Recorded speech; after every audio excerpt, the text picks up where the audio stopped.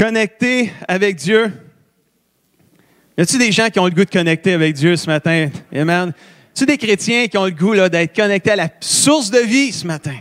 Jésus lui-même, le Seigneur lui-même. Dans le premier message, on a parlé de connecter avec Dieu en disant « Merci, Denise, d'avoir dit merci. » Parce que c'est ça la réponse. Connecter avec Dieu en disant merci. Et on avait vu qu'on s'est encouragé de dire merci pour toutes les bonnes choses que Dieu nous donne, les bénédictions que Dieu nous donne. Puis je pense que Dieu, il nous en donne des bénédictions. Alléluia. Puis il faut lui dire merci pour ces bénédictions. Mais aussi, on s'était encouragé de dire merci à Dieu, puis on connecte avec Dieu en disant merci. Même si des fois, on doit traverser un temps de vallée et de souffrance, parce que dans cette vallée-là, sa présence est toujours avec nous. Je ne crains pas quand je marche dans la vallée de l'ombre de la mort parce que tu es avec moi. Alors je dis merci pour sa présence, même si je dois traverser un temps de souffrance. Wow, on avait vu ça. Mais ce matin, j'aimerais qu'on lise 1 Pierre 5,8 qui va être le verset qui va nous lancer dans le message. On peut connecter avec Dieu de différentes façons. Vous le savez, on peut prier. Ça, c'est un classique. Elle était facile, celle-là. On peut lire notre Bible. Ça aussi, c'est facile. On lit notre Bible, on connecte avec Dieu. On prie, on connecte avec Dieu. C'est normal. On peut venir à l'Église. C'est une façon de connecter avec Dieu parce qu'on voit des frères et sœurs, on s'encourage, on loue Dieu, on chante, on célèbre la louange. On se met de la musique chrétienne de louange dans notre maison, dans notre char. On connecte avec Dieu. Mais ce matin, au travers de ce verset-là, on va trouver peut-être une autre façon de connecter avec Dieu. Ne vous laissez pas distraire, 1 Pierre 5,8. Soyez plutôt aux aguets. Soyez vigilants. Ne vous laissez pas distraire. Pourquoi? Parce que votre adversaire, votre voisin, non. Votre adversaire, votre femme, votre mari, votre adversaire, le pasteur, il va s'arrêter puis le dire. J'aime ça, c'est le fun. Votre adversaire, le diable, rôde autour de vous comme un lion rugissant, essayant de vous faire peur. Il cherche quelqu'un qui se laissera dévorer. Ce matin, je vais attirer votre attention sur une façon de connecter avec Dieu quand le malin rôde pour attaquer. Quand le malin rôde autour pour attaquer, comment je peux connecter avec Dieu? Et on va regarder 3 choses ce matin qui vont nous aider à connecter avec Dieu quand le malin ou le diable rôde autour pour vouloir nous attaquer et nous distraire. Ces 3 choses sont mentionnées avant le verset que je viens de vous lire, puis il y en a un autre après aussi. Dans 1 Pierre 5, juste 2 versets avant, le verset 5 et 6, la Bible dit « Et vous tous », et ça s'adresse à nous les chrétiens, « revêtez-vous d'humilité dans vos rapports, dans vos relations les uns avec les autres, car l'Écriture déclare « Dieu s'oppose aux orgueilleux, mais il traite les humbles, ceux qui choisissent l'humilité, il les traite avec bonté. » Qui veut être traité avec bonté ce matin? Tu sais qu'est-ce que tu as à faire. Sois pas orgueilleux, parce que Dieu résiste aux orgueilleux. Puis Dieu, il est meilleur que nous pour discerner c'est qui est orgueilleux. Nous, on peut penser qu'il y en a qui sont orgueilleux, mais peut-être c'est nous, l'orgueilleux, qui pense que l'autre est orgueilleux. Mais Dieu, tu peux pas le déjouer, il est parfait. Alléluia. Courbez-vous donc humblement sous la main puissante. Là, je ne sais plus comment la faire, sous. En tout cas, Dieu est dans ta main. Là, c'est ça veut dire. Sous la main puissante de Dieu, pour qu'il vous honore quand le moment sera venu. Connectez avec Dieu quand le malin rôde autour pour attaquer, en disant oui à l'humilité et non à l'orgueil. L'orgueilleux va chercher à toujours vouloir s'en sortir par lui-même. Il y a de la difficulté, l'orgueilleux, à demander de l'aide et à reconnaître ses faiblesses. Il va même relever ce qu'il fait pour bien se rehausser. Essayer de se sentir moins coupable, peut-être. Se courber humblement sous la main puissante de Dieu, c'est de reconnaître notre faiblesse et notre besoin du Seigneur pour nous relever. Ça lui dit que je lui fais confiance quand je veux me placer sous sa main toute puissante. Quand on agit par orgueil, on se déconnecte avec Dieu, on coupe le courant, on tourne la switch à off. Quand on agit par orgueil.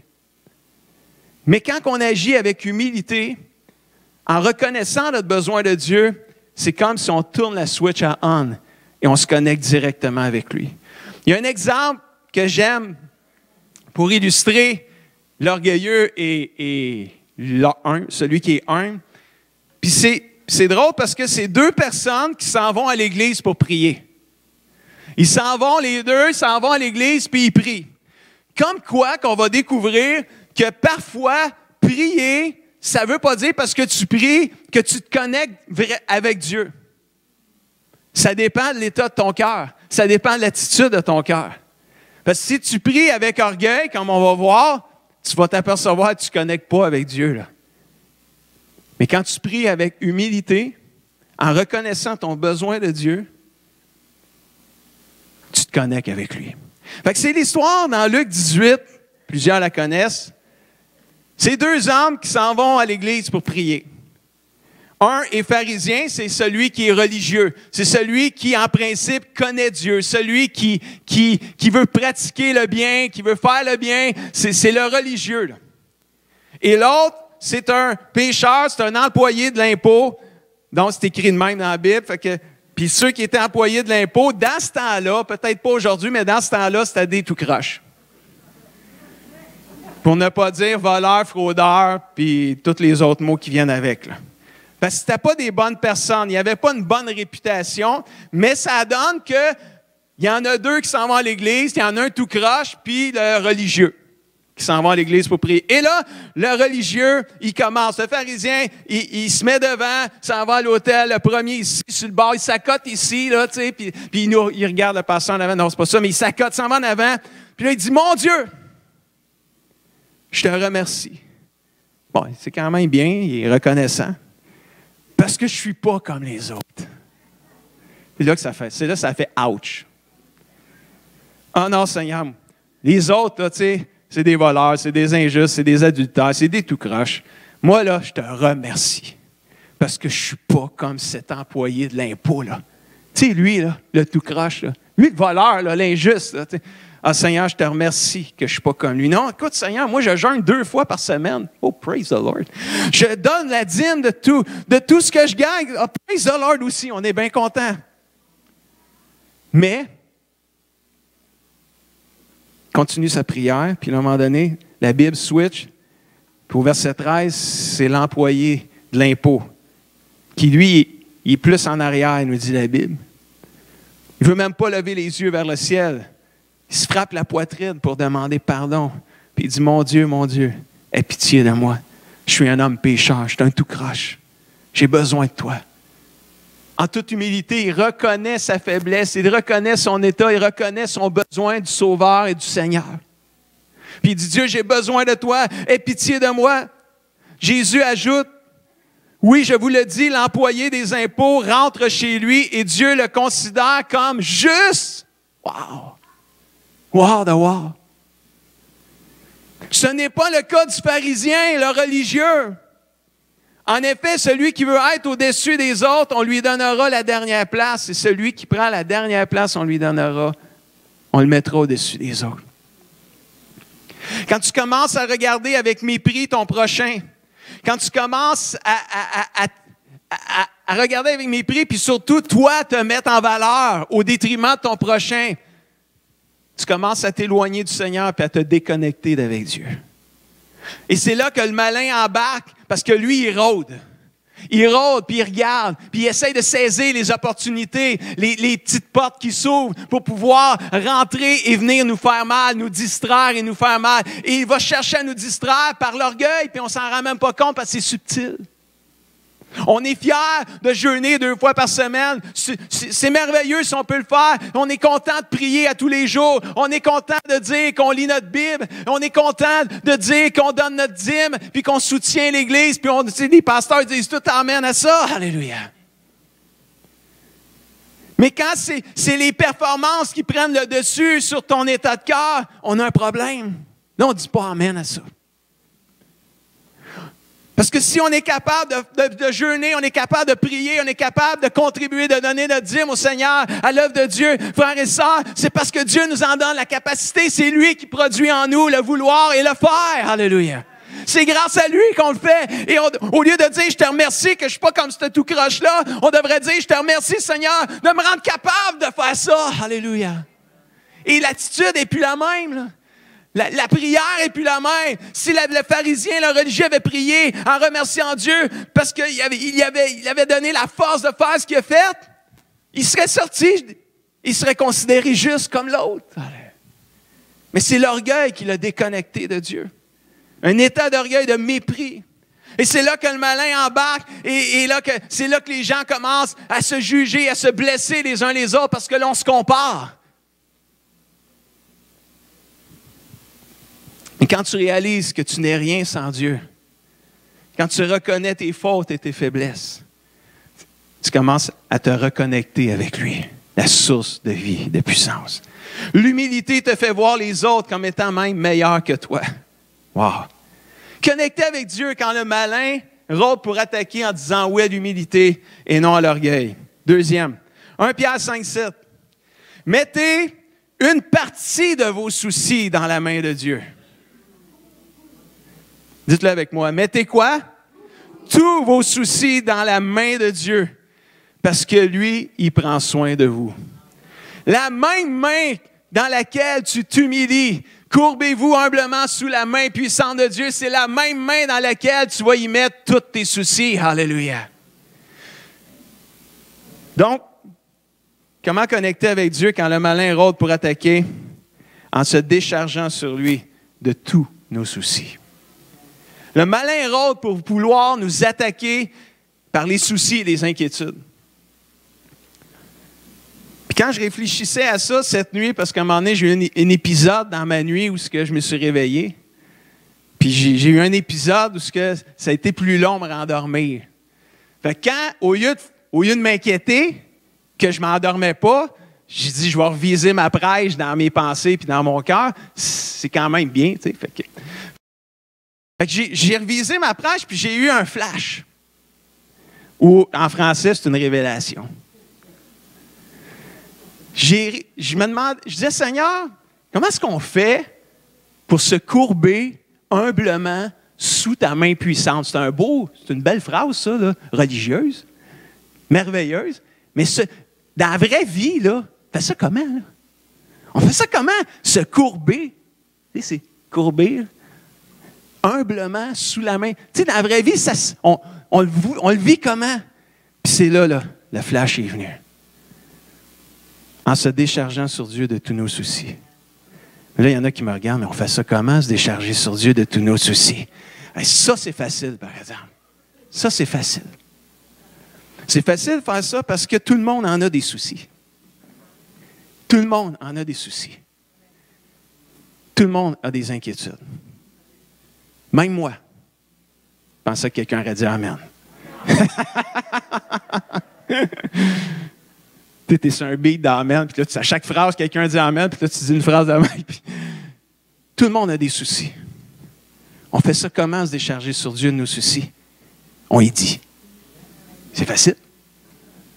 Quand tu te plains à quelqu'un, tu dis quelque chose. Tu partages ton inquiétude à quelqu'un. Tu dis, hey, Pasteur Guy, moi, je t'inquiète, là, parce que là, on n'a pas trouvé notre pasteur de jeunesse encore. Oh, c'est inquiétant. Ça, c'est comme moi qui lui dis à Pasteur Guy. Là. C'est un sujet d'inquiétude pour moi. Pas pour vous, mais pour moi, oui. Je pourrais faire bouger. Mon hamster pourrait tourner dans mes journées.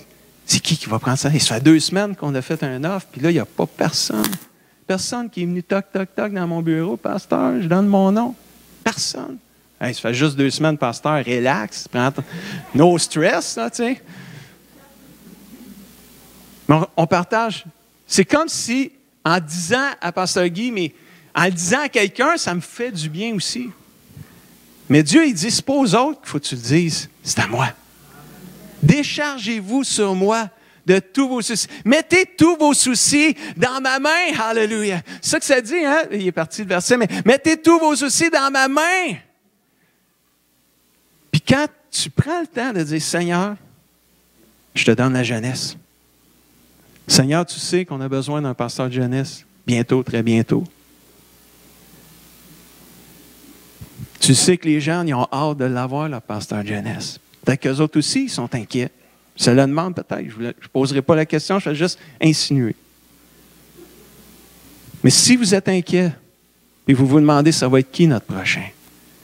Il y a une inquiétude, vous n'êtes pas sûr, partagez votre inquiétude à Dieu. Déchargez-vous sur lui. Laissez pas l'inquiétude venir vous distraire. Laissez pas l'ennemi qui est rare pour essayer de vous attaquer avec l'inquiétude puis dire, vous n'aurez pas de pasteur de jeunesse, vous n'aurez, ah non, on n'en trouvera pas de pasteur de jeunesse. Puis là, tu t'inquiètes, puis là, tu te poses des questions. Déchargez-vous sur Dieu. Dites-lui ce que vous ressentez vraiment. Dites-lui vos émotions. Dites-lui votre inquiétude. Dites, Seigneur, je ne sais pas, là, qu'est-ce qui va arriver, là? Seigneur, mais là, je te fais confiance, je te dis, je te partage mon souci, je te partage mon inquiétude, puis là, je vous partage pour le pasteur de jeunesse. Là. Puis vous, là, puis on est 300 quelques un matin, là, on pourrait là, en dire 300 quelques soucis puis inquiétudes. Puis il y en a là, qui en ont plus qu'un. Là.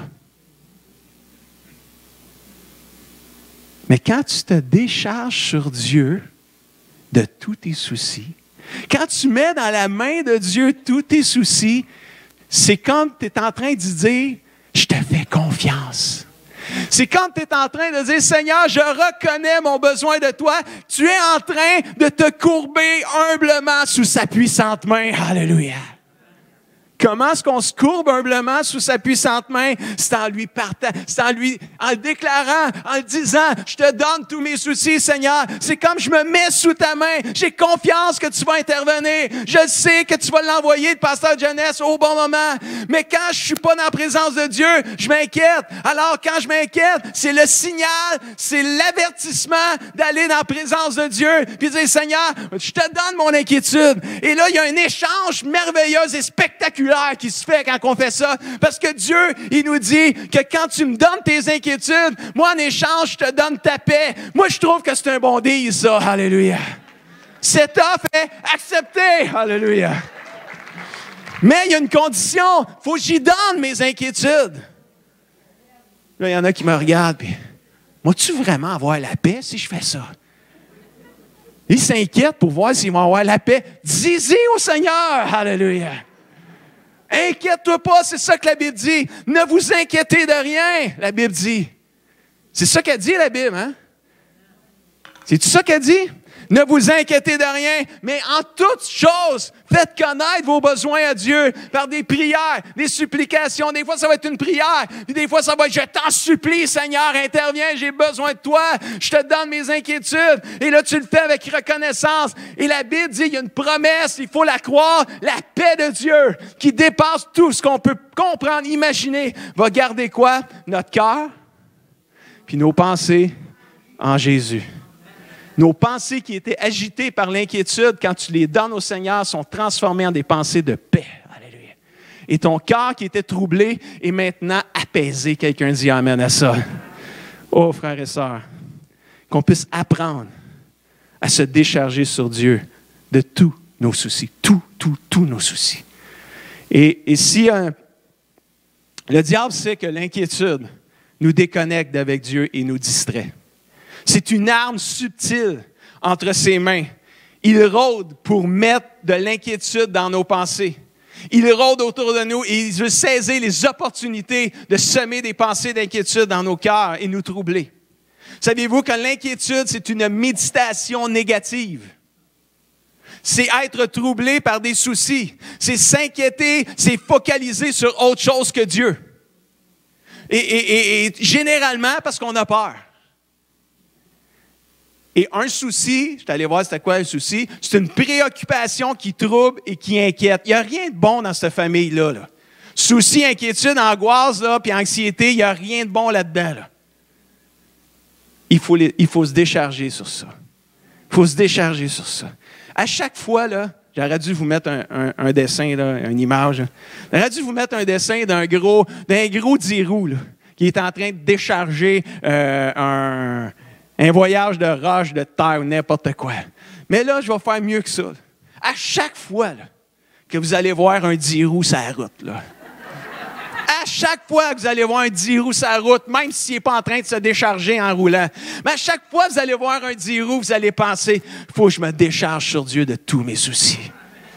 Il faut se donner des trucs ils appellent ça des reminders, là, je ne sais pas trop comment dire, là, des aides-mémoire, parce que des fois, ils ne pensent pas tout le temps. Mais un 10 roues, quand vous allez voir un 10 roues, vous allez penser, il faut que je me décharge de tous mes soucis. Puis surtout, s'il est en train de décharger, c'est sûr que vous allez y penser. Le diable sait qu'un chrétien troublé, inquiet et anxieux est déconnecté d'avec Dieu. Tu ne peux pas être connecté avec Dieu et en même temps inquiet et angoissé. Ça ne marche pas.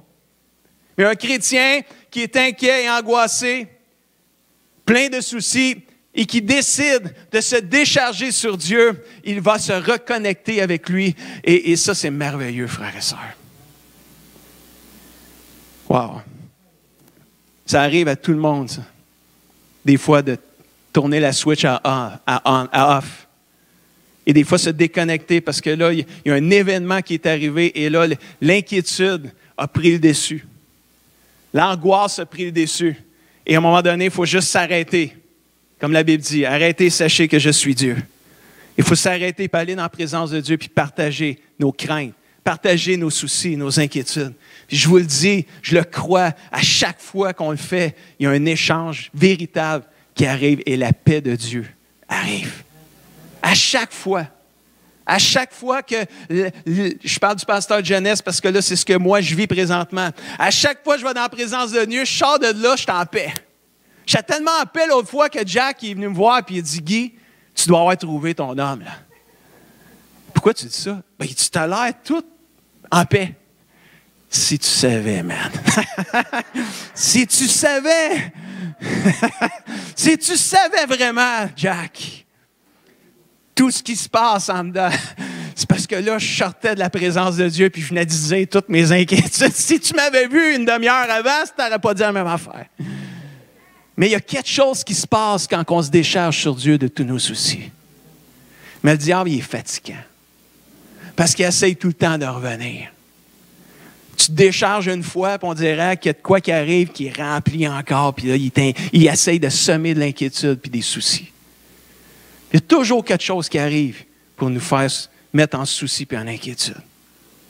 Connecte avec Dieu en disant oui à l'humilité, non à l'orgueil. Puis quand tu te décharges sur lui, c'est comme si tu dis oui à l'humilité, non à l'orgueil. Tu es en train de dire, Seigneur, je reconnais que je t'inquiète. Au lieu de dire, oh non, moi, pas d'inquiétude. Oh non, moi, là, ne m'inquiète pas pantoute. Ah non, moi, c'est solide. Moi. Peut-être c'est vrai, là. Mais des fois, on se met des carapaces. Parce qu'on veut passer pour le chrétien qui ne s'inquiète pas. Mais parfois, on se déconnecte de Dieu quand on a cette attitude-là. Mais quand on est authentique et on est vrai, là, je vous le dis, ça libère. Ça libère. Troisième, 1 Pierre 5, 9. Le diable rôde comme un lion rugissant. Puis la Bible dit, résistez-lui. En restant comment? Solide dans la foi. Wow. Vous le savez, dans le monde entier, vos frères et sœurs chrétiens souffrent comme vous. You're not alone. Tu n'es pas tout seul. Il y en a un paquet d'autres qui vivent des tempêtes. Il y en a plein d'autres frères et sœurs qui vivent des temps difficiles. Vous n'êtes pas seuls. Nous ne sommes pas seuls. Alors, on est encouragés de résister avec une foi solide, connecté avec Dieu quand le malin rôde, en résistant avec une foi solide. Alléluia. Oh, ça, c'est bon. Quand le lion rugit, on n'est pas encouragé de prendre la fuite et courir loin de lui. Au contraire, on est encouragé d'y faire face et de résister avec une foi ferme. Ça a l'air. Je n'ai jamais testé. Ça a l'air. On m'a dit. Je n'ai pas fait le test, pas sûr si un jour je vais même le faire. Mais ça a l'air que quand tu fais face à un genre d'animal comme un lion, ça a l'air que quand toi tu te positionnes, puis que tu n'as pas peur, puis tu résistes, puis tu l'affrontes, ça a l'air que c'est lui qui a peur. L'ours, les gros nounours, ça a l'air que c'est la même affaire, ça aussi. On me dit tout ça parce que tout le monde sait que j'ai peur des ours. Tout le monde me dit, Guy, inquiète-toi pas si tu vois un ours. Branche-toi devant lui avec une foi solide, puis il va fuir. Ah oui! Aïe, aïe. Ça a l'air qu'ils disent ça.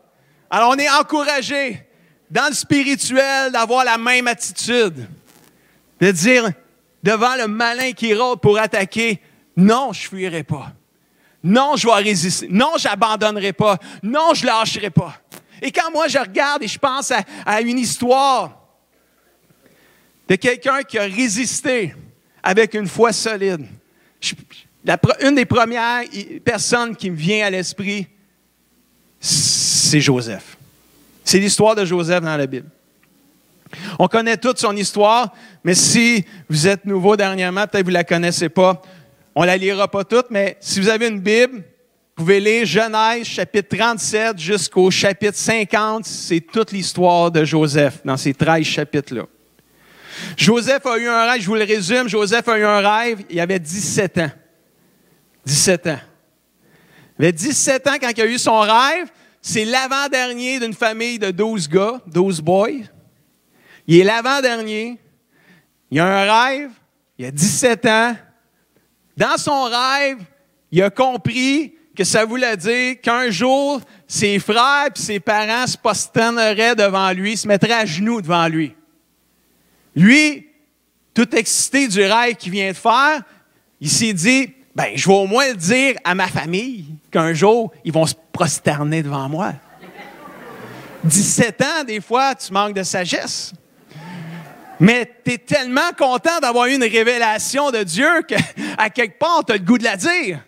Fait que tu le dis à qui? À tes plus proches, parce que eux autres vont être contents d'entendre ça. Ça dépend toujours. C'est quoi la révélation avant de dire que tu es content? Il a peut-être dû choisir quelqu'un d'autre, mais il l'a dit à ses frères. Ça n'a juste pas passé. Ils n'étaient pas contents, eux autres, de ce rêve-là. Ils n'étaient tellement pas contents qu'ils se sont mis ensemble puis ils se sont dit non. Les boys, pas vrai, là. Pas vrai qu'on va se prosterner devant le petit Joseph, c'est le chouchou de papa, en plus de ça. Parce que c'était le chouchou de papa, là. La Bible dit, c'était le préféré du père. En plus, c'est le chouchou. Non. Là, puis je peux imaginer les discussions. Non, hey, écoute, les gars, là, on va s'arranger. Oui, on va le tuer. Ça n'arrivera pas, on va le tuer. C'est vrai, là. Lisez la Bible, là, c'est la discussion qu'ils ont eue, là. On va s'en débarrasser, on va le tuer. Puis, on va mettre du sang sur sa tunique, son manteau. On va mettre du sang, on va le déchirer un peu, puis on va faire à craindre à Pâques que c'est un lion qui l'a mangé. On va être réglé. Puis là, il y en a un des frères qui trouvait ça un peu sadique. Ils ont dit, les gars, écoute, on peut le vendre comme un esclave, mais on ne le tuera pas quand même. Là. Ça n'a pas d'allure de tuer notre frère. Là. Au moins, vendons-le, puis on ne le reverra plus. T'sais. C'est pas grave. Là, t'sais. Fait que son rêve ne se réalisera pas. J'aimerais vous donner des situations qui sont arrivées à Joseph. Là, je vous résume son rêve. Mais puis chaque situation que je vais vous lire, vous me direz si ça vous donne le goût de continuer ou si ça vous donne le goût d'abandonner. Il a été incompris par sa famille quand il a partagé son rêve. On peut comprendre, mais il a été incompris par sa famille. Et là, tu partages un rêve et tu sens que tu n'es pas compris par ta famille. Est-ce que ça te donne le goût de continuer ou d'abandonner? Abandonner. Il a été vendu. Ils ne l'ont pas tué. Ils ont pensé sérieusement. Mais finalement, la Bible dit qu'ils l'ont vendu comme un esclave à l'âge de 17 ans, mes amis. Il était vendu comme un esclave. C'était populaire dans ce temps-là, l'esclavage. C'était là, c'était monnaie courante. On voit moins ça aujourd'hui, quoi qu'il y a du trafic humain aujourd'hui, là, mais là-bas, c'était monnaie courante. Là. Mais là, tu es vendu à 17 ans comme esclave par tes propres frères. Ça donne-tu le goût d'abandonner ou continuer? Non, abandonner. Abandonner. Je ne pense pas que ça donne le goût de continuer, ça. Là. Tu es seul à 17 ans dans un pays étranger, loin de ta famille, loin de ta maison, loin de tes amis, loin de tes connaissances, puis en plus, tu es un esclave. Ça te donne-tu le goût de continuer ou d'abandonner? Abandonner. Hey, ça fait 3 affaires, là. 3 affaires qui arrivent à Joseph, qui auraient pu le faire abandonner. Et là, il se ramasse dans la maison d'un gars qui l'a acheté, qui s'appelle Potiphar. C'est un drôle de nom, mais c'est quand même le nom qui est écrit dans la Bible.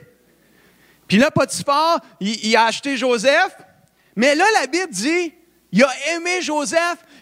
C'est comme si Joseph a trouvé grâce auprès de Potiphar, puis il l'a mis comme gérant de sa maison, puis il pouvait tout faire dans sa maison, sauf toucher à sa femme, qui était tout à fait normal. Mais là, quand tu trouves grâce auprès de celui qui t'a acheté, ça te donne-tu le goût de continuer ou d'abandonner? Ouais, là, ça donne le goût de continuer. Tu te dis, oh, il y a de l'espoir.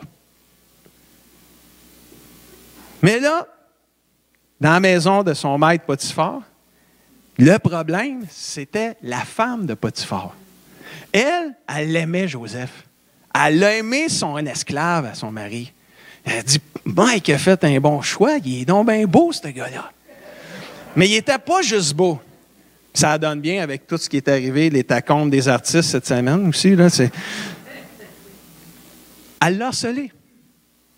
Littéralement, la Bible le dit, c'est écrit dans la Bible. Là, il y en a qui vont aller voir cette semaine, vont aller lire la Bible. C'est écrit vraiment, elle l'a harcelé. Oui, elle l'a harcelé. Elle voulait coucher avec. C'est écrit de même dans la Bible.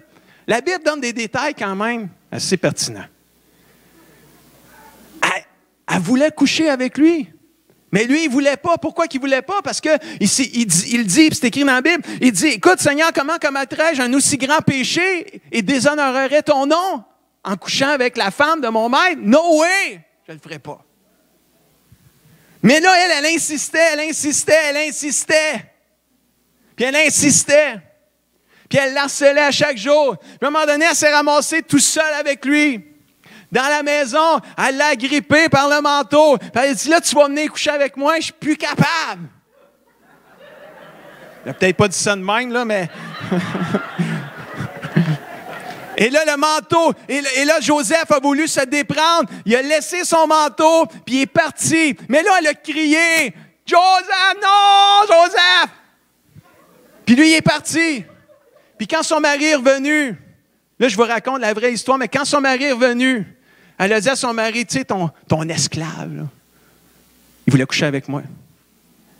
Ah, il voulait coucher avec moi, là, puis là, j'ai crié, puis il est parti. Mon ami m'a même laissé son manteau. C'est écrit de même dans la Bible, là. Lisez votre Bible, c'est écrit direct comme ça. Là, je mets du québécois là-dedans, là, mais ça ressemble à tout ça. Là. Mais son mari, il a cru sa femme, puis il a dit non, ça se peut pas. Moi, là, qui voyais en Joseph un homme intègre, il a voulu me tricher en plus. Il a été accusé faussement par la femme de son maître d'avoir couché avec elle, puis il ne l'a jamais fait. Il a même tout fait, s'est gardé pur. Ça donne-tu le goût d'abandonner ou de continuer? Je pense que ça donne le goût d'abandonner, ça. Ça écrase. Tu te dis, hey, je me suis tenu pour Dieu. Là. J'ai été honnête, j'ai été intègre, j'ai refusé les avances, j'ai refusé l'harcèlement, j'ai refusé les tentations, j'ai dit non, puis je me fais accuser de l'avoir fait. Puis le pire, c'est qu'il me croit. Il accroît, je veux dire. Il ne croit pas. Résultat, la Bible dit qu'il a été jeté en prison à cause de cela. C'était populaire, ça aussi, dans ce temps-là. Jeté en prison, ça donne-tu le goût d'abandonner ou de continuer? Abandonner. Tu es jeté en prison parce que tu t'es gardé pur. Wow! Méchante injustice. Mais là, en prison, Joseph, c'est un gars intègre. C'est un homme de Dieu, c'est un gars qui aime Dieu. Il n'a pas abandonné, lui, il a resté, d'après moi, il a resté connecté avec Dieu. Parce que dans la prison, le chef des prisonniers, ils ont dit, c'est donc bien un bon gars, qu'est-ce qu'il fait ici, ce gars-là? Puis il doit avoir raconté son histoire, qui a été faussement accusé, je ne sais pas. Ils l'ont mis responsable des prisonniers. Joseph, dans la prison, on la met responsable des prisonniers. Ça donne-tu le goût de continuer ou d'abandonner? Oups, là, il y a comme un regain encore. Là. Il y a de l'espoir. C'est comme la faveur de Dieu, malgré l'injustice qui arrive, est sur Joseph. Puis là, il y a 2 chefs qui sont en prison. Puis ils ont un rêve. Personne n'est capable d'interpréter le rêve. Puis là, Joseph, Dieu, il donne le rêve. Puis là, Dieu donne l'interprétation des rêves des 2 chefs qui sont en prison avec lui. Puis là, il s'en va leur dire, j'ai eu la révélation de vos rêves, les boys. Puis il dit, je vais vous la dire. Ton rêve, là, toi, vous lirez dans la Bible, c'est tout écrit dans la Bible. Dans 3 jours, là, toi, là, on va venir te prendre, puis on va te faire mourir. Il n'est pas inspirant non plus, mais c'est ça voulait dire le rêve. Puis il dit, toi, là, dans 3 jours, ton rêve, c'est que toi, on va te faire sortir de prison, puis tu vas retrouver tes fonctions. Mais il dit, quand tu vas retrouver tes fonctions, là, je voudrais que tu leur dises que c'est moi qui ai interprété tes rêves pour que tu leur dises que je n'ai pas d'affaires ici, pantoute. Là. Fait que l'autre, il dit, pas de problème, je ne t'oublierai pas. Fait que 3 jours plus tard, comme quoi des fois, au bout de 3 jours, on peut oublier des choses. 3 jours plus tard, le gars, un des 2, il sort, il l'amène, il se fait tuer. Exactement comme le rêve, comme l'interprétation du rêve. L'autre, ils le prennent, ils l'amènent, ils le remettent dans ses fonctions. C'est merveilleux, ça. Fait que lui, Joseph, il voit tout ça, il dit, il y a quelqu'un qui va arriver à un moment donné, puis il va me faire sortir d'ici. Il va parler pour moi, l'autre. Mais la Bible dit qu'il a été oublié par ce chef-là. Il a oublié de le dire que c'était Joseph qui l'amène. 3 jours plus tard, il voit l'autre mourir, il avait tout entendu ça. Lui, il vit encore, on y remet en fonction. Il n'a pas pensé à Joseph. Puis là, Joseph, lui, il attend. Je ne sais pas comment on attend sa chaise berçante, tic-tac, tic-tac, tic-tac. Tic-tac, tic-tac, mais le tic-tac, il est longtemps, là. Mais c'est ça qui n'arrive pas. Oublier. Ça donne-tu le goût d'abandonner ou de continuer? Abandonner. Oh, ça en fait des affaires pour nous faire lâcher, ça. Là. Il aurait dû lâcher bien avant ça. Là. La Bible dit qu'il était gardé en prison 2 ans. Il est oublié pendant 2 ans. Ça donne-tu encore plus le goût de lâcher, ça? 2 ans à tic-tac, tic-tac, à attendre. Il attendait, il y avait de l'espérance. Mais là, à un moment donné, il a peut-être perdu espoir. Il dit, ils vont m'oublier. Jusqu'à temps que le roi Pharaon a un rêve. Le roi, le king, le roi, le plus haut en autorité en Égypte. Il y a un roi, il y a un songe, il y a un rêve, personne n'est capable d'expliquer. Il s'en va voir ses magiciens, tout son monde occulte, puis il n'y a personne qui est capable de donner une signification qui a de l'allure au rêve du roi Pharaon, qui c'est les 7 vaches maigres puis les 7 vaches grasses, pour ceux qui s'en rappellent. Et là, le rêve se rend jusqu'à Joseph. Non, le chef qui a été remis en fonction, il dit, « Oh roi, c'est ça.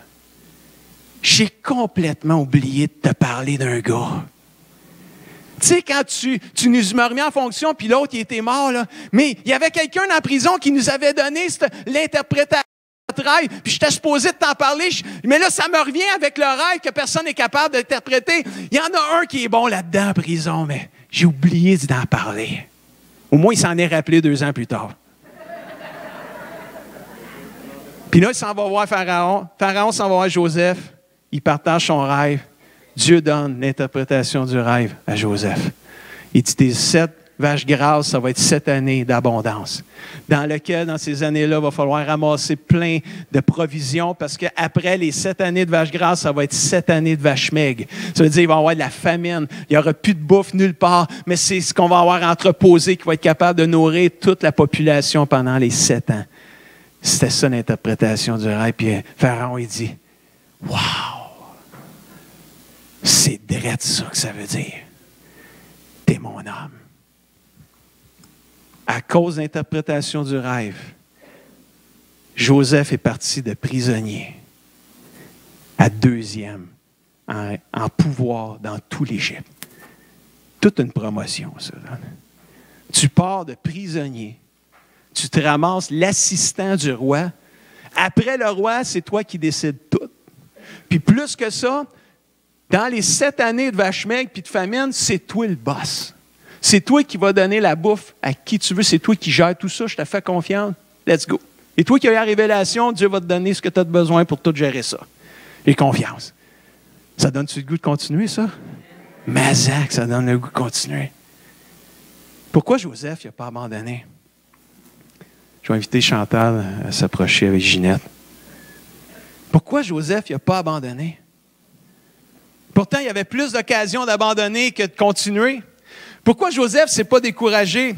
Parce que je crois qu'à chaque fois qu'il se retrouvait dans une situation de découragement, il réalisait que le Seigneur était avec lui. Il était connecté avec Dieu. Il partageait ce qu'il vivait avec Dieu. Et c'est ça qui comptait le plus, malgré tous les obstacles qu'il pouvait avoir sur son chemin. La Bible dit, dans Genèse 39, 21, « L'Éternel fut avec Joseph. Il étendit sur lui sa bonté. » Alléluia. Qui veut la bonté de Dieu? Alléluia. Joseph l'a eu. Ça l'a mis en faveur aux yeux du chef de la prison. C'est là qu'ils l'ont nommé responsable des prisonniers. Le malin est là pour attaquer. Était là pour attaquer l'intégrité de Joseph. Mais Joseph a résisté avec une foi solide dans le Seigneur. Alléluia. Il est devenu le deuxième derrière Pharaon. Genèse 42, 6. Joseph est maintenant le gouverneur du pays. C'est lui qui organise la vente du blé pour tout le monde. Et là, ses frères arrivent à lui parce que là, il n'y a plus de bouffe. Puis là, sa famille, Jacob et ses fils, ils ont dit, « Faut que vous alliez voir en Égypte. Allez voir le gouverneur du pays d'Égypte, allez chercher de la bouffe pour la famille, parce que sinon on va mourir, on n'en a plus ici. » Et là, ses frères arrivent, puis là, ils s'inclinent devant le gouverneur, parce que c'est un marque de respect.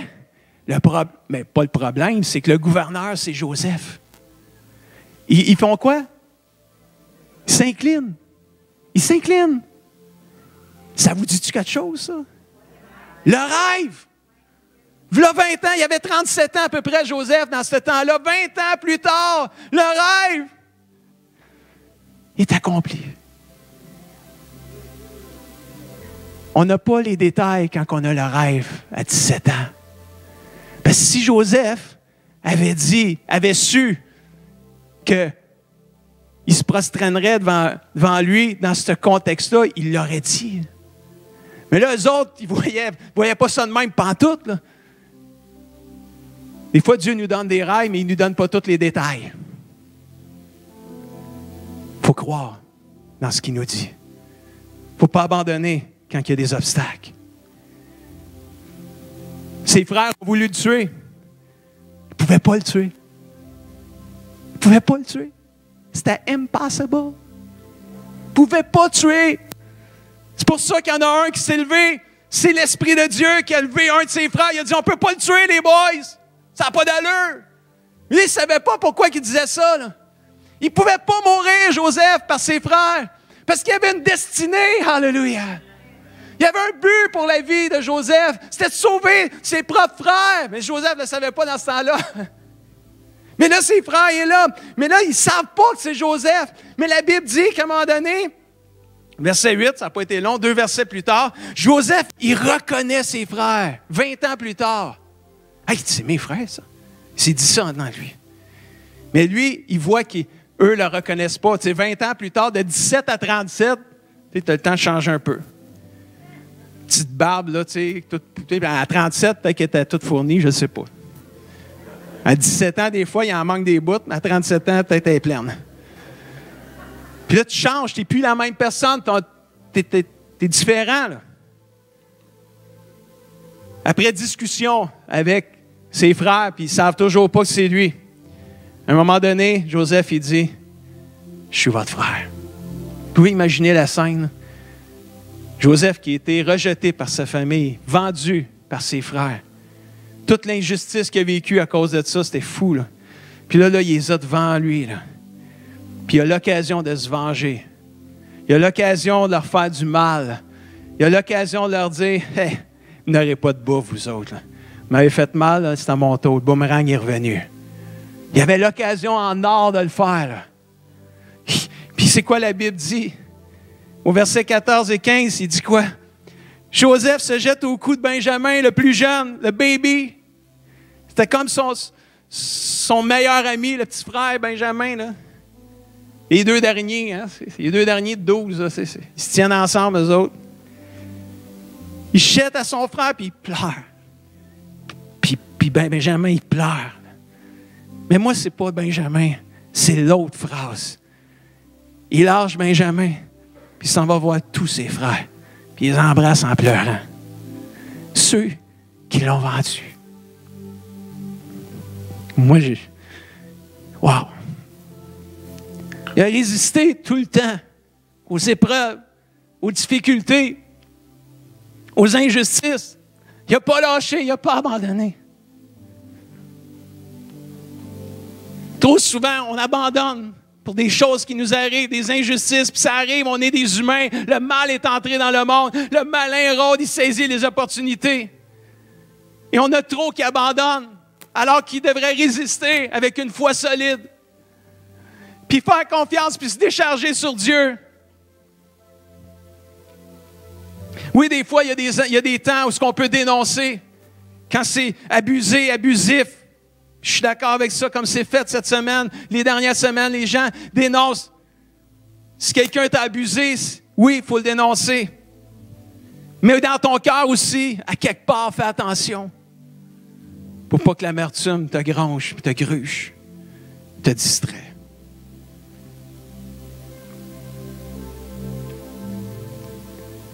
La Bible dit, puis Joseph, en pleurant, il regardait ses frères. Il dit, vous aviez voulu me faire du mal, les boys. Mais Dieu a voulu changer ce mal en bien. Il a voulu sauver la vie d'un grand nombre de gens, comme vous le voyez aujourd'hui. N'ayez donc aucune crainte. Wow! Je prendrai soin de vous et de vos familles. Par ses paroles affectueuses, il les réconforta. Comment Joseph a-t-il pu pardonner à ses frères et ne pas se venger? Il est resté connecté avec Dieu. Dans ces moments les plus sombres, il est resté connecté avec Dieu. Dans ces moments de détresse et d'injustice, il est resté connecté avec Dieu. Il était capable de pardonner à la fin. Mes amis, on a besoin de connecter avec Dieu. C'est dur pardonner l'impardonnable. C'est dur pardonner l'impardonnable. C'est vrai que c'est dur. C'est pour ça qu'on a besoin de se décharger sur Dieu de tous nos soucis. C'est pour ça qu'on a besoin de se tourner vers Dieu. Connecter avec Dieu en disant oui à l'humilité, non à l'orgueil. Connecter avec Dieu en se déchargeant sur lui de tous nos soucis. Connecter avec Dieu en résistant avec une foi ferme. Qu'est-ce qui arrive après, frères et sœurs? Qu'est-ce qui arrive après? Quand vous aurez souffert un peu de temps, Dieu, l'auteur de toute grâce, qui vous a appelé à sa gloire éternelle dans la communion avec Jésus. Qu'est-ce qu'il va faire, ce Dieu-là? Après un peu de temps de souffrance, qu'est-ce qu'il va faire? Il va vous le relever lui-même. Alléluia. Quand tu vas te confier en lui, quand tu vas te courber sous sa main puissante, quand tu vas te décharger de tous tes soucis, tes inquiétudes, tes craintes, tes peurs, tout ça, quand tu vas résister avec une foi ferme, qu'est-ce que Dieu va faire après un certain temps de souffrance? Il va te relever lui-même. Alléluia. C'est pour ça qu'il faut lui faire confiance et se tourner vers lui. Un jour, il va le faire, il le promet. Il va faire quoi après? Il va vous affermir, il va vous fortifier, il va vous rendre inébranlable en vous établissant sur un fondement solide. Alléluia! Vous allez devenir inébranlable, épreuve par-dessus épreuve, par-dessus épreuve. Vous allez devenir de plus en plus fort, de plus en plus affermé, de plus en plus inébranlable. Alléluia! Parce que vous allez avoir appris quoi? Vous allez avoir appris à vous courber humblement sous sa main puissante. La même main qui a séparé l'eau en deux puis qui a fait passer le peuple de Dieu au travers la mer Rouge, la même main va venir vous secourir et vous relever aussi puis va te faire ouvrir la mer de la souffrance que vous vivez pour que c'est passé au travers et vous en sortir plus que vainqueur. Wow! Ce matin, il est 12:15, je ne pensais pas que ça irait si loin que ça. Mais ça fait longtemps qu'on n'a pas eu un temps d'hôtel, de prière à l'hôtel un dimanche matin. Je veux juste ouvrir l'autel avec ce verset-là. Résistez à l'esprit du mal. Il va fuir loin de vous. C'est comme pas à nous de fuir quand le mal rôde pour... Quand le lion rugit, c'est pas à nous de fuir. C'est à nous de résister. Alléluia. C'est qui va fuir? C'est lui. C'est vrai que ça marche. C'est vrai que le lion qui rugit, si tu résistes, c'est lui qui va partir. Même le diable, c'est pareil. Des fois, le diable fait peur. Oh, fait peur, le diable. Il y a des chrétiens qui ont peur des démons. Mes frères et sœurs, On a l'autorité sur les démons dans le nom de Jésus. Alléluia. On n'a pas à avoir peur. Mais c'est vrai que ça fait peur. Alléluia. Mais tiens-toi debout au nom de Jésus. Alléluia. N'aie pas peur. C'est eux qui vont fuir. Si tu résistes avec une foi solide, ils vont partir. Alléluia. C'est une promesse. Approche-toi de Dieu. Et il s'approchera de toi. Est-ce qu'on peut se lever ensemble ce matin? Y a-t-il quelqu'un ici qui veut connecter avec Dieu? Alléluia. Juste avant de quitter, mes frères et sœurs, si tu as le goût de passer du temps à l'hôtel, je t'invite à venir. Puis si tu veux prendre du temps dans ton banc, prends du temps. Non, mais avant de partir, prends du temps avec le Seigneur.